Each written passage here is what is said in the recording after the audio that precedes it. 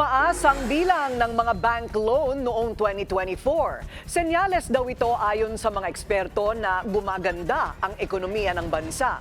Yan ang agenda report ni Sujin Kim.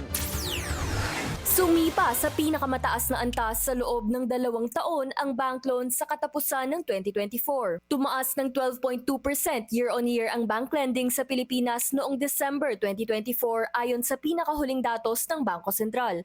Mas mataas kumpara sa 11.1% growth noong Nobyembre, hudyat ng malakas na demand mula sa mga negosyo at consumers. Kabilang sa mga sektor na may mataas na pautang ay ang wholesale and retail trade, manufacturing at construction, mga industriyang may mataas na job creation potential. Ayon sa mga eksperto, magandang senyales ito. They're growing, they will hire more people. So it's a multiplier effect because they'll have more people, they'll have more spending, and therefore they can buy more consumption, more household goods. Now it means faster sales now for construction, possibly electricity, water, etc. So the whole ecosystem improves, and therefore tas umiikot rin yung pera. So that shows now in the GDP growth of the country. The fact that there's an expectation on greater lending, a strong loan growth rate would suggest liquidity and confidence in the financial system. This is a good indication of the credit performance in our country. Greater borrowing, particularly for enterprises, would allow them to boost their business activity. So businesses would use their loans, not necessarily to spend it, but to expand their operations as their primary objective, invest in new technology, pay more labor, and of course, increase their production capacity, all of which will generate employment for the Filipino people and drive higher GDP growths in the succeeding quarters.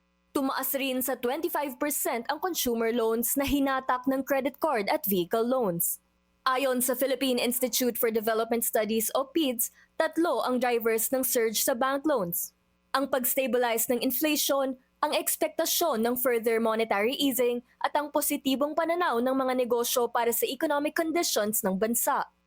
The lesson here is a well-regulated financial sector, which we currently have, shields the Philippine economy from external shocks. So the lesson here is credit growth must align well with the real sector of our economy so that we can ensure performance and thereby also ensuring stability.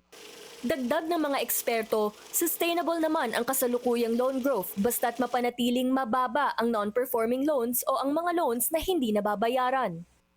Bagamat may ekspektasyon na hihina ang demand para sa mga pautang, nananatiling optimistic ang mga ekonomista dahil sa matibay na growth position ng bansa.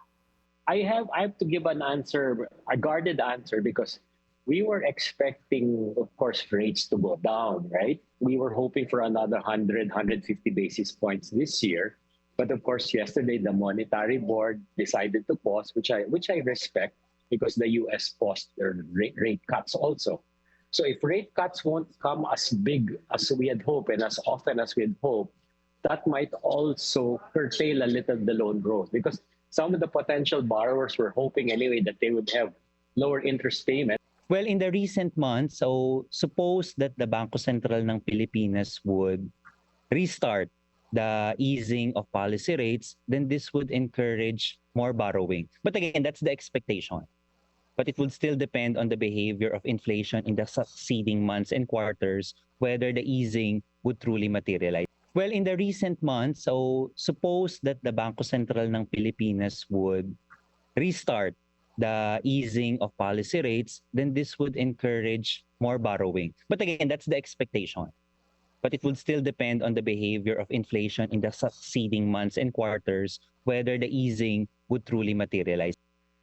Sa gitna ng tuloy-tuloy na paglakas ng bank lending, malinaw, may kumpiyansa ang mga negosyo at consumers na mangutang at mag-invest. Habang nananatiling stable ang ekonomiya, patuloy itong binabantayan ng mga eksperto at regulators. Para sa agenda, Sujin Kim, Billionaire News Channel.